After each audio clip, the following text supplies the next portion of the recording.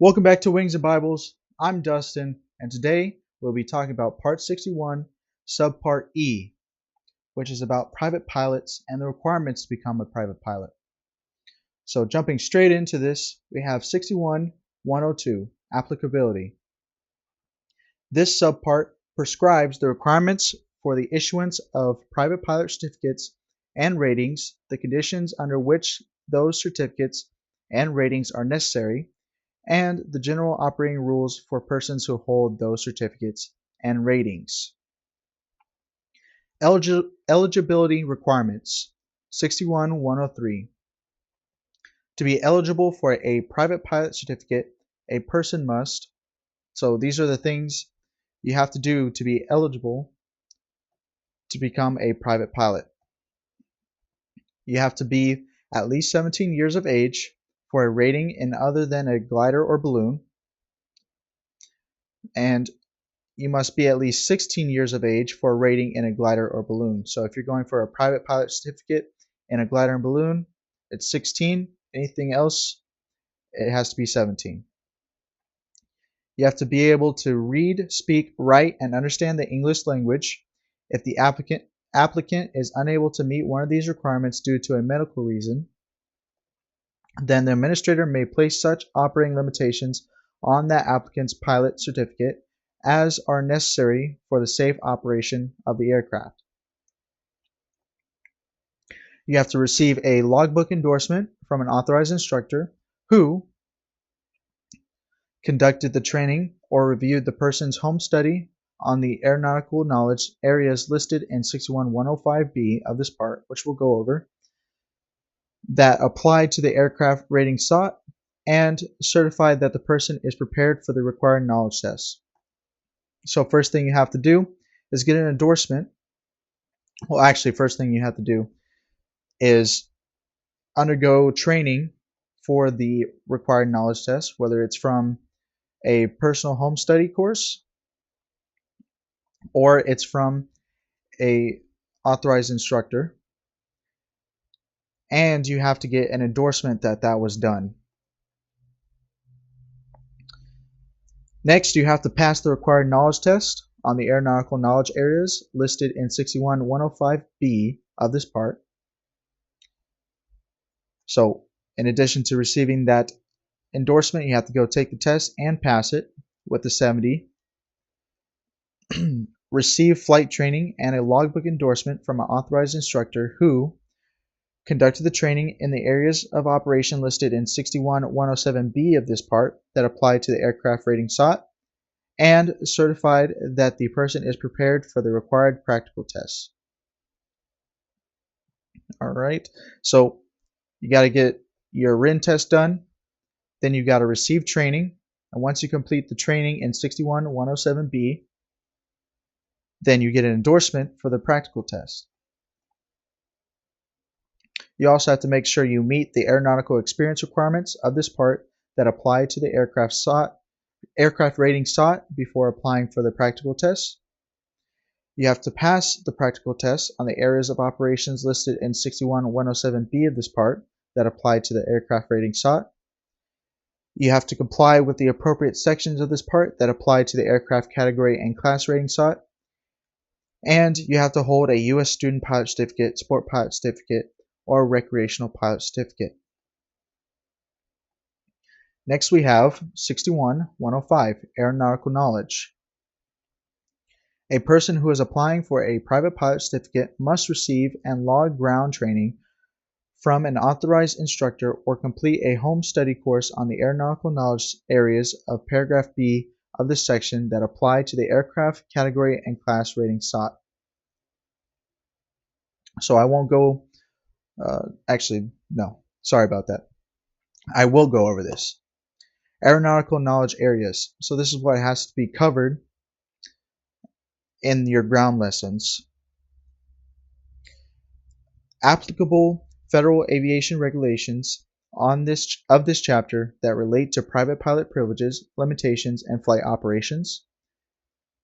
Accident reporting requirements of the National Transportation Safety Board. Use of the applicable portions of the Aeronautical Information Manual. and FAA advisory circulars, use of aeronautical charts for VFR navigation using pilotage, dead reckoning, and navigation systems, radio communication procedures, recognition of critical weather situations from the ground and in-flight, wind shear avoidance, and the procurement and use of aeronautical weather reports and forecasts.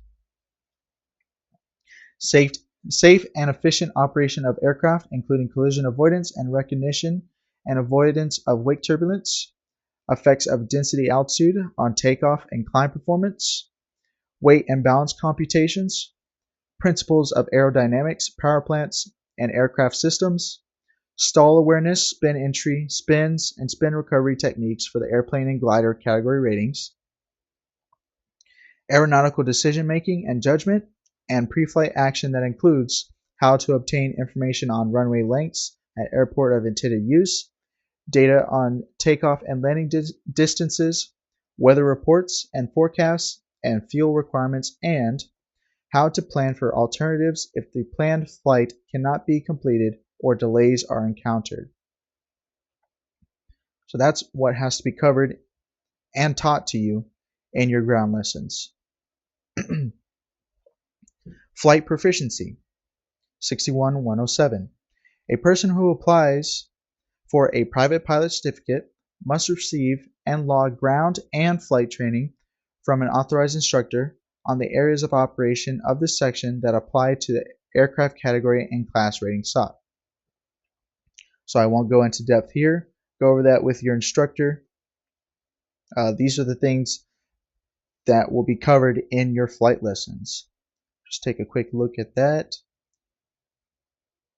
Pause if you need to read something. So these sections up here, that's just for airplane category. This is for airplane category with multi-engine class rating. Rotorcraft category. Rotorcraft category with a gyroplane class rating. Here's a powered lift category rating. For a glider category rating. For a lighter than air category rating with an airship class rating. For a lighter than air category rating with a balloon class rating. For a powered parachute category rating. For a weight shift control category rating. So that's what is going to be covered in your lessons. 61-109 is aeronautical experience.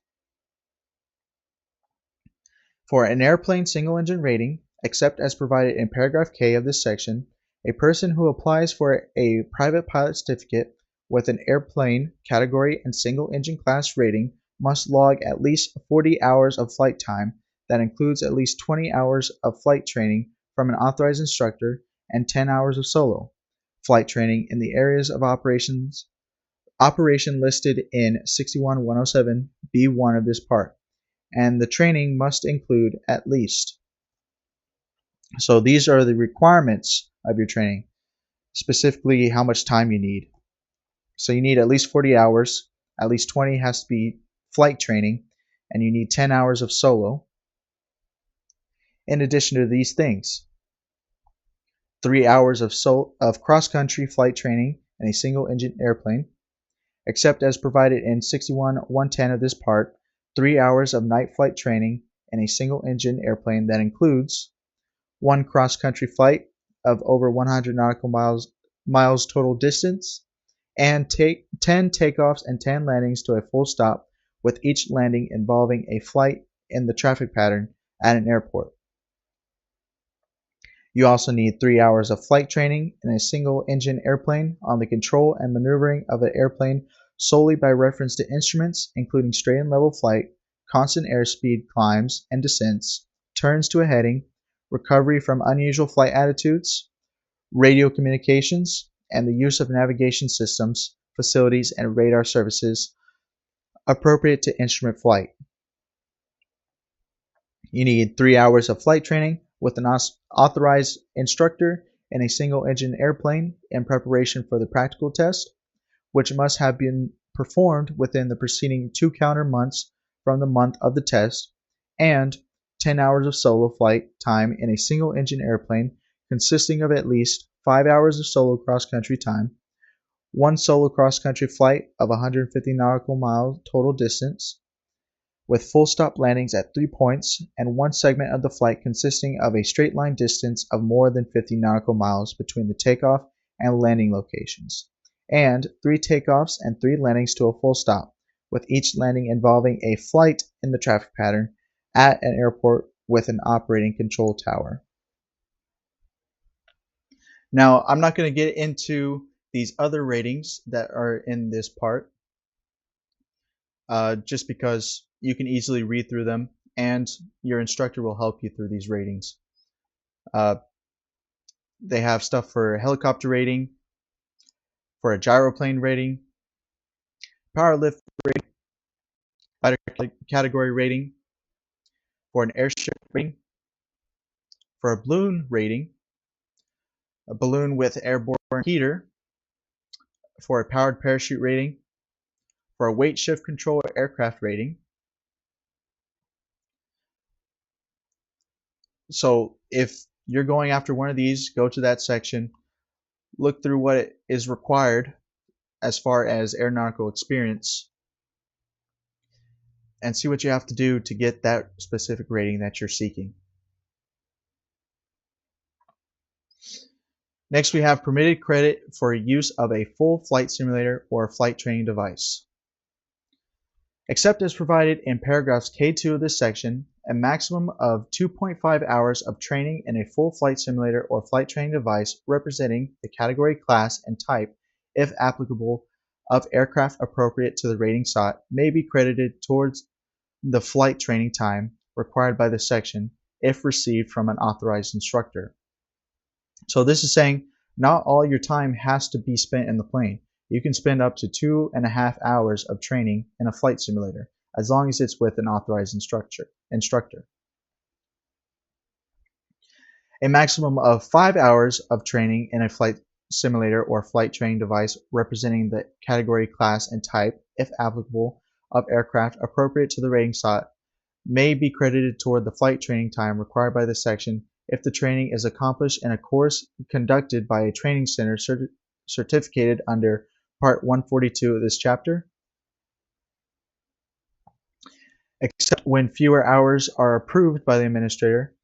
An applicant for a private pilot certificate with an airplane rotorcraft or power lift rating who has satisfactorily completed an approved private pilot course conducted by a training center certificated under Part 142 of this chapter need only have a total of 35 hours of aeronautical experience to meet the requirements of this section. So this is saying you can use 2.5 hours of flight training if you're receiving training from a Part 61 flight instructor. Now, if you're going to a Part 142 school, then you can use 5 hours of that training in a flight simulator. And it's also saying if you complete an approved pilot course conducted by a training center under Part 142, you only need 35 hours compared to the 40 hours required in a Part 61. Moving on to 61.110, night flying exceptions. Subject to the limitations of paragraph B of this section, a person is not required to comply with the night flight training requirements of this subpart if the person receives flight training in and resides in the state of Alaska. A person who receives flight training in and resides in the state of Alaska but does not meet the night flight training requirements of this section may be issued a pilot certificate with a limitation, night flying prohibited, and must comply with the appropriate night flight training requirements of this subpart within the 12 calendar month period after the issuance of the pilot certificate. At the end of that period, the certificate will become invalid for use until the person complies with the appropriate night training requirements of this subpart. The person may have the night flying prohibited limitation removed if the person accomplishes the appropriate night flight training requirements of this subpart and presents to an examiner a logbook or training record endorsement from an authorized instructor that verifies accomplishment of the appropriate night flight training requirements of this subpart. Okay, so what is this section saying? It's saying if you receive flight training in the state of Alaska, you do not need to meet the night flying requirements to get your private pilot's license. But you have to complete those requirements within 12 calendar months of the issuance of that pilot certificate. Now, if you don't complete those requirements, then your certificate is invalid until you complete those requirements. And you can get that night flying prohibited limitation removed from your certificate once you do these things.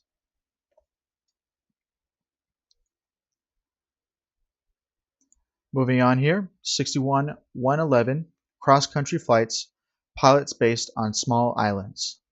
Except as provided in paragraph B of this section, an applicant located on an island from which the cross-country flight training required in 61.109 of this part cannot be accomplished without flying over water for more than 10 nautical miles from the nearest shoreline need not comply with the requirements of that section.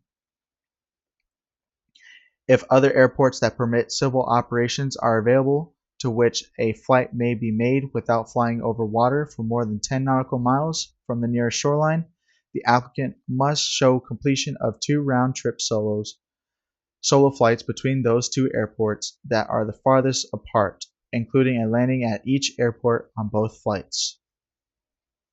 An applicant who complies with paragraph A or paragraph B of this section and meets all requirements for the issuance of a private pilot certificate except the cross-country training requirements of 61.109 of this part will be issued a pilot certificate with an endorsement containing the following limitation. Passenger carrying prohibited on flights more than 10 nautical miles from the appropriate island. The limitation may be subsequently amended to include another island if the applicant complies with the requirements of paragraph B of this section for another island.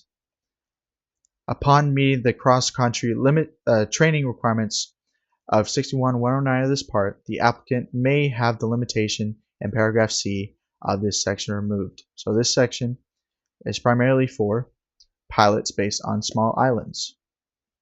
And this is the exception to the cross-country requirements. Now we won't go over part 61.113 because I have covered that in a video before this. We won't cover balloon rating. We'll cover this here though. 61, actually we already covered this as well. So that's going to do it for this video on how to become a private pilot. I hope you enjoyed the video. I'll see you in the next one. See ya!